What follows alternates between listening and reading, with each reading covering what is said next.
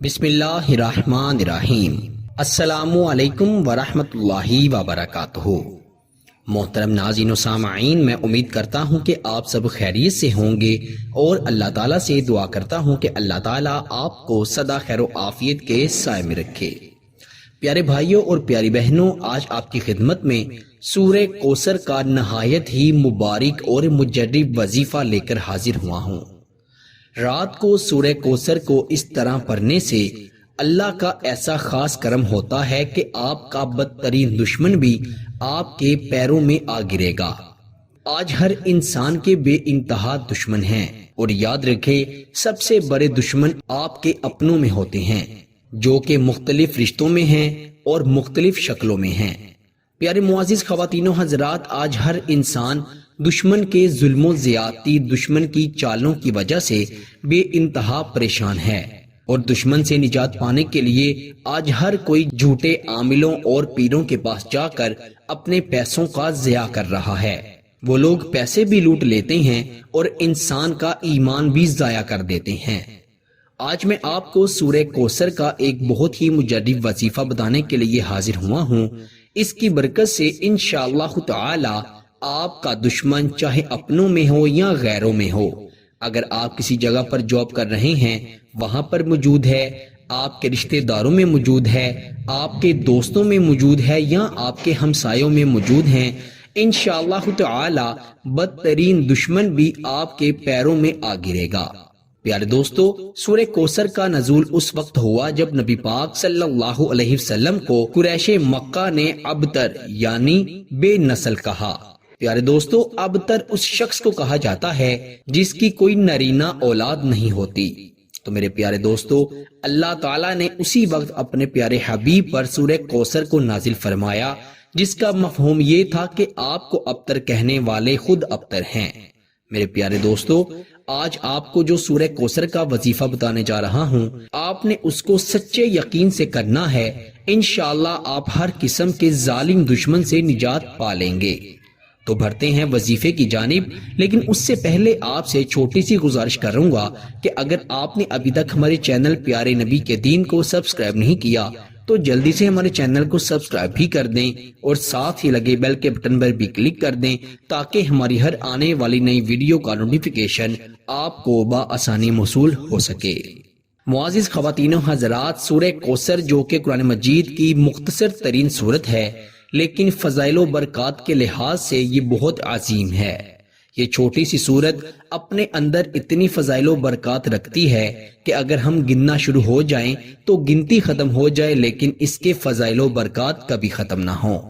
پیارے دوستو، آپ نے نماز عشاء ادا کرنے کے بعد رات کو سونے سے پہلے کسی بھی وقت اس عمل کو کر لینا ہے۔ خواتین اپنے خاص ایام میں ہرگز اس عمل کو نہیں کر سکتی، کیونکہ اس عمل کے لیے عشاء کی نماز ادا کرنا ضروری ہے۔ یوں تو 5 وقت کی نماز ہم پر پڑھنا فرض ہے، لیکن عمل کی مناسبت سے ہمیں عشاء کی نماز ضرور ادا کرنی ہوگی۔ مرد حضرات اگر با جماعت نماز ادا نہیں کر سکتے تو وہ گھر میں اپنی نماز پڑھ کر بھی اس عمل کو کر سکتے ہیں۔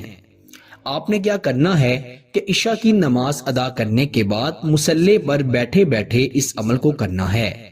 آپ نے 1 مرتبہ درود ابراہیم پڑھنا ہے، اور پھر آپ نے اعوذ باللہ من الشیطان الرجیم بسم اللہ الرحمن الرحیم انا اعطیناک الکوثر فصل لربک وانحر ان شانئک ھو الابتر ان شانئک ھو الابتر ان شانئک ھو الابتر۔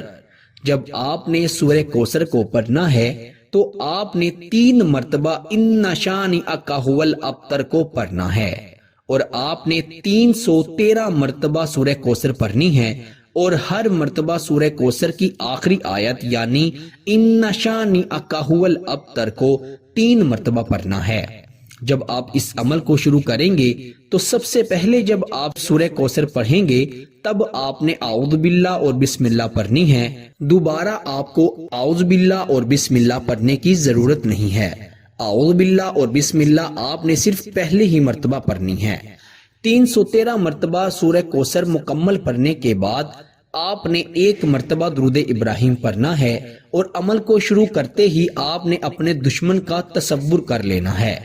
جب آپ نے سورہ کوثر کی تیسری آیت ان شانئک ھو الابتر کو 3 مرتبہ پڑھنا ہے تو آپ کی توجہ خصوصاً آپ کے دشمن پر ہونی چاہیے۔ 313 مرتبہ اسی طرح جب آپ سورہ کوثر کو پڑھ لیں تو آخر پر بھی آپ نے اپنے دشمن کا تصور رکھتے ہوئے ہی اس پر پھونک مار دینی ہے، دم کر دینا ہے۔ آپ دیکھیں گے کہ اگلے ہی دن آپ کا دشمن جس نے آپ کے لیے چالیں بوئی ہوں گی انشاءاللہ وہ اس پر ہی الٹ جائیں گی۔ وہ دشمن جو آپ کو نقصان پہنچانے کے لیے الگ الگ منصوبے بنا رہا ہے، طریقے سوچ رہا ہے، انشاءاللہ وہ اپنے ہی کھودے ہوئے گڑھے میں اللہ کے فضل و کرم سے خود جا گرے گا۔ آپ کا دشمن دنیا میں ذلیل و رسوا ہو جائے گا اور انشاءاللہ وہ کبھی بھی آپ کی طرف متوجہ نہیں ہوگا۔ اللہ تعالیٰ اسے اپنی ہی ڈال دیں گے، وہ کبھی آپ کے بارے میں سوچنا تو دور کی بات آپ کی طرف دیکھے گا بھی نہیں۔ پیار دوستو، اس عمل کو آپ ایک بار ضرور آزمائیں، انشاءاللہ آپ کو بہت فائدہ ہوگا۔ اگر معاملہ زیادہ خراب ہے تو آپ 7 دن اس عمل کو لگاتار کرتے رہیں، انشاءاللہ آپ کو بہت فائدہ ہوگا۔ اللہ تعالیٰ سب کو عمل کی توفیق عطا فرمائے، آمین ثم آمین۔ اپنا بہت سارا خیال رکھیے گا اور بندہ ناچیز کو اپنی دعا میں ضرور یاد رکھیے گا۔ اللہ حافظ۔